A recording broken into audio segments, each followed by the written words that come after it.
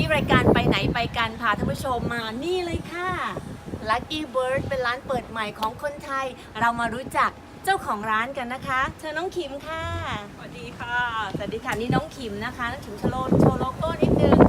น้องขิมร้านนี้ยังไงคะเป็นมายังไงเราอยู่ที่เมืองเบิร์กลีย์นะคะหรือว่าอยู่บนถนน Shattuck Avenue ค่ะ อยู่บนชาร์ตากกับเลยไปตรงนั้นจะเป็น University Avenue ซึ่งเป็นถนนซึ่งเป็นเมนหลักของเบิร์กลีย์เลยทีเดียวเห็นไหมคะก็คนก็จะเดินผ่านไปผ่านมาซึ่งคิดว่าร้านนี้เนี่ยจะต้องบีซี่แน่นอนเลยค่ะวันนี้เรามาทำอะไรกันคะ วันนี้ทำบุญนะคะ ค่ะวันนี้จะเป็นการทำบุญเปิดร้านยังไงเดี๋ยวเราไปชมในร้านกันดีกว่าค่ะเชิญเลยค่ะ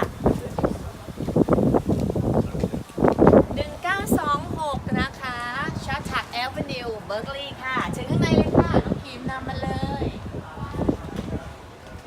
ค่ะอย่างที่เรียนให้ทราบนะคะว่าตอนนี้เป็นการที่เราจะมีการทำบุญเลี้ยงพระนะคะเพื่อเป็นสิริมงคลให้เจ้าของร้านร่ำรวยซึ่งถือว่าเป็นเจ้าของร้านที่อายุน้อยมากๆเลยเป็นลูกสาวของ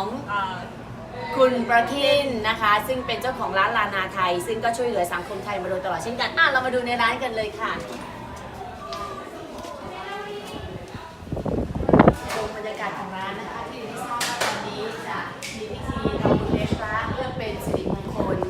โดยมีพระสงฆ์จากวัดพุทธานุสรณ์และวัดมงคลรัตนารามนะคะกรุณามาเจริญพุทธมนต์ให้ใครดี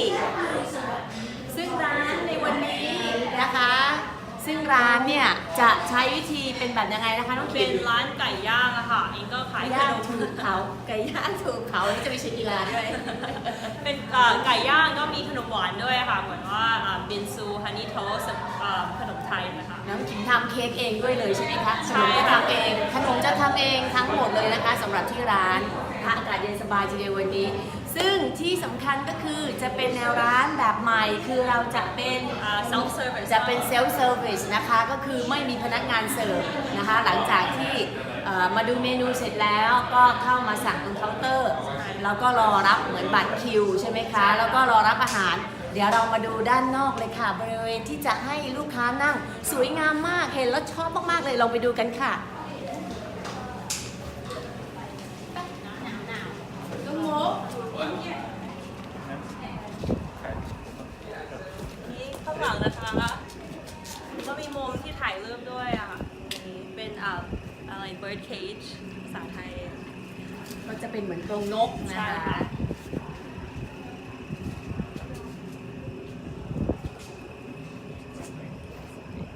เดี๋ยวมาชมบรรยากาศกันค่ะ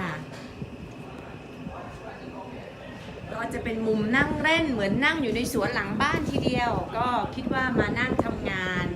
นะคะได้นั่นออกมาจากทางครัวหรือเปล่าคะตรงนั้นจะเป็นครัวใช่ไหมคะถ้าใครจะออกทะลุมา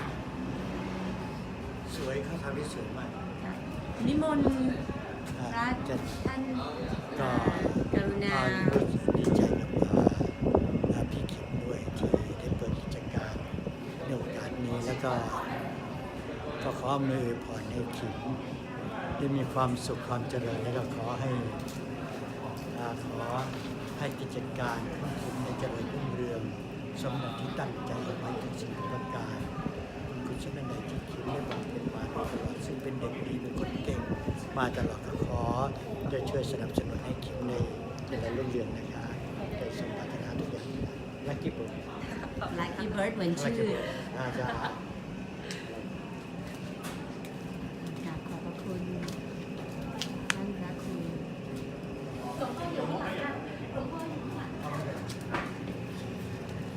ยังไงฝากเชิญชวนมากันหน่อยค่ะ ขอที่อยู่อีกครั้งนะคะน้องขิม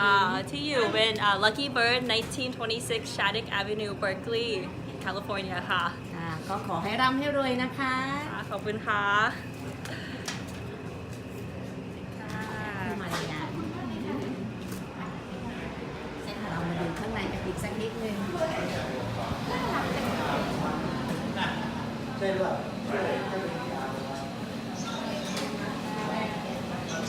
พี่โกไปช่วยน้องพึ่งขนของไป